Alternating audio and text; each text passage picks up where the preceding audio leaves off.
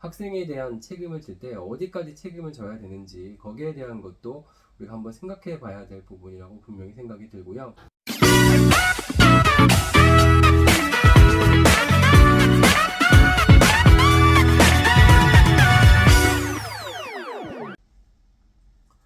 안녕하세요, 모두쌤입니다. 오늘은 어제 국회 앞에서 있었던 교사 5차 집회와 교육부에서 발표한 교원의 학생생활 지도에 관한 고시에 대한 의견을 한번 담아볼까 합니다.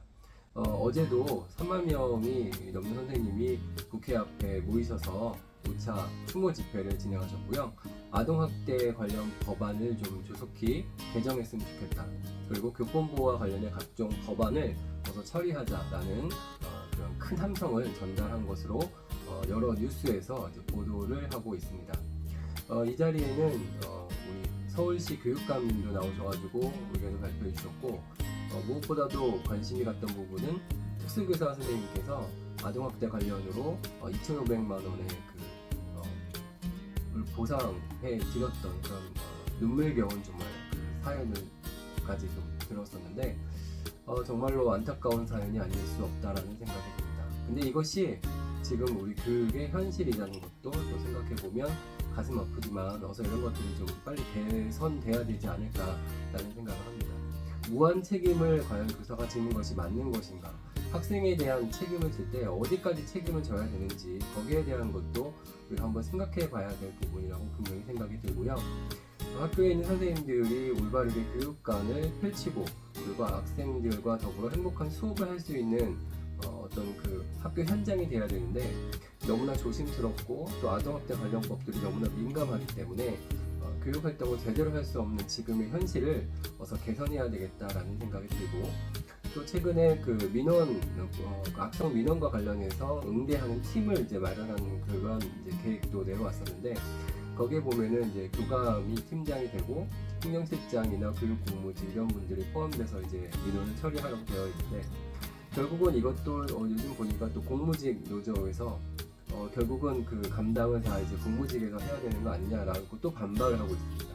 그래서 이것이 과연 근본적인 해결이 될 수 있는 부분인가라는 생각도 들고, 민원은 누구도 받고 싶어 하지 않는 것이 현실입니다.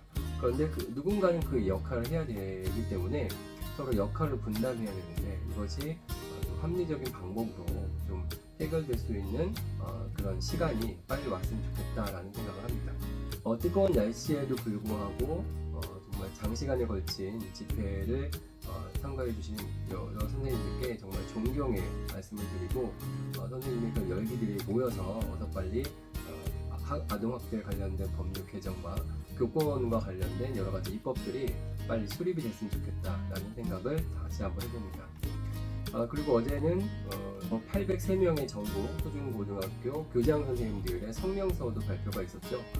교권 보호와 안전한 학교를 위한 그런 성명도 발표하시는 등 여러 가지 이제 그 학교 내에 너나 할 거 없이 이제 이번 기회를 통해서 안전한 학교, 그리고 선생님들의 교권이 확립되는 학교를 위해서 아마 다 노력하는 것들이 보이고 있습니다. 이런 것들이 모쪼록 좋은 결실을 좀 맺었으면 좋겠다라는 생각을 다시 한번 해봤습니다. 지금부터는 교원의 그 학생생활 지도에 관한 고시 교육부에서 8월 17일 날 발표를 했고, 18일부터 8월 29일까지 이제 행정 예고를 했고요. 9월 1일부터 당장 이제 시행한다라고 각 학교에 공문이 온 것으로 알고 있습니다. 제가 이것을 보다 보니까 이제 이런 문구가 있더라고요. 국정 과제의 하나인 교권 강화의 일원이라고 이제 되어 있는데, 보도자료를 보면 국정 과제에 교권 강화가 있었다라는 거죠. 그러니까 그러면 처음부터 좀 그런 것들이 좀 잘 추진됐으면 좋았을 텐데, 서희초등학교 같은 사건이 터지고 나니까 이제 이런 생활지도에 관한 고시가 나오는 걸 보고 좀 안타까운 마음이 사실 좀 들긴 들었습니다. 그래서 보통 국정과제에 여러 가지 제목들이 있지만 교육과 관련된 여러 가지 사항들이 항상 가장 우선순위로 처리되지 않는 부분이 좀 있죠. 사회의 여러 가지 각 분야의 어떤 그 과제를 추진하는 데 있어서 교육과 관련된 이슈들이 항상 제1순위는 아니었던 것 같습니다. 그래서 그런 부분도 좀 안타까운 마음이 좀 들었고요. 이 내용을 좀 보면은 전문가에 의한 뭐 검사라든지 사전에 상담 신청해가지고 뭐 해야 된다 이런 부분들이 있었고, 또 이제 생활지도에 불응하게 되면은 교육 교권 침해로 또 이제 이것도 처리할 수 있다는 부분이 있고, 물론 이제 여기에 대해서 이제 이의가 있는 경우는 학생 보호자의 권리를 존중해줘서 그것도 잘 이제 이의 절차도 받아준다라고 되어 있고요. 유치원과 관련된 어떤 내용도 좀 들어있어서 유치원도 교권 보호와 관련해서 좀 배려를 했던 부분이 좀 눈에 보이고 있습니다. 의미가 있다고 제 나름대로 생각하는 부분은 학생들이 이제 지시에 따르지 않고 했을 때 지금 같은 경우는 아동학대의 문제가 되니까 그냥 필력할 수가 없는 부분이 있었는데 이 그 고시안에 따르면은 뭐그 장소를 좀 분리할 수 있다든지 선생님의 말을 들을 수 있는 별도의 공간을 마련해가지고 선생님의 지도를 받도록 할 수 있는 여러 가지 그 다양한 방법들이 있는데, 구체적인 내용들은 각 학교에 이제 학칙으로 또 정하라고 좀 되어 있습니다. 그런 부분도 좀 의미가 있다고 생각이 들고요. 이런 것들이 이제 어떤 근거를 좀 마련해 줄 수 있는 기반이 되었다라는 것에는 좀 의미가 있지 않나 생각이 들고, 그리고 이제 그 학부모의 전화가 왔을 때 상담이죠. 사전에 신청하지 않은 상담은 거부할 수도 있고, 그 다음에 근무 시간 이외에 오는 상담도 좀 거부할 수 있다라고 명시가 되어 있습니다. 이런 부분도 저는 의미가 있다고 생각을 하고요. 이런 것들이 명시가 되어 있으니까 왜 선생님께서 전화 안 받냐 그랬을 때 우리 학교에서 안 받습니다 그랬다가 또 학교로 민원이 들어오는데 교육부 차원에서 그렇게 할 수 있다라고 통로를 열어줬기 때문에 이거는 전국에 있는 모든 학교가 여기에 따라서 좀 대응하면 좋지 않을까라는 생각이 들고요. 그 다음에 학생 활동과 관련해서 조언이나 상담, 훈육, 보상, 주의 이런 것들이 이제 어떤 것을 의미한다라고 이제 정의를 좀 내려놓은 부분이 있습니다.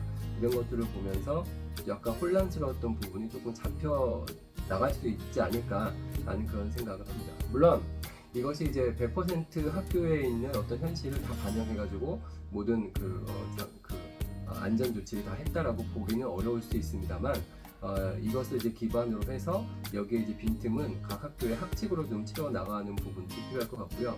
그 다음에 무엇보다도 지금 선생님께서 주장하시는 것처럼 아동학대와 관련된 그런 너무나도 예민하고 너무나도 선생님들한테 좀 불리하게 되어 있는 법들이 이제 개정이 돼야 될 거라고 생각을 합니다. 그게 개정이 되면 그리고 이 교원의 학생생활지도에 관련된 고시와 더불어서 좀 시행을 하면은 그래도 이 고시가 있기 전과 후는 좀 다르지 않을까라는 생각을 개인적으로 가져봅니다. 뭐든지 한술밥에 배가 부를 수는 없다고 생각합니다. 그렇기 때문에 점진적으로 고쳐 나가는 것도 필요하겠지만 이번 계기를 통해서 교육부의 이 고시를 통해서 좀 우리가 현장에서 좀 반영할 수 있는 부분은 적극 반영하고, 여기에 대해서 또 이제 문제가 있는 부분은 적극 개진을 해서 교권 확립에 기반을 내릴 수 있는 그런 출발점이 됐으면 좋겠다라는 생각을 좀 해봤습니다. 이제 거의 여름방학도 다 끝나고 이제 개학한 학교들도 있고요. 아직 개학하지 않은 학교들도 있을 텐데 이제 2학기가 본격적으로 아마 이제 다음 주부터는 거의 다 시작이 되는 것 같습니다. 아마 학교가 개학이 되면 지금 나왔던 교원의 학생 생활지도에 관한 고시라든지 9월달에 또 이렇게 예정되어 있는 여러 가지 일들을 통해서 학교 안에서 이런저런 일들이 많이 있을 것 같습니다. 교권이 확립되고 선생님들의 안전한 학교가 좀 담보될 수 있는 그런 2학기가 되기를 다시 한번 기원하면서 영상이 조금이라도 도움이 되시면 감사하겠습니다. 고맙습니다.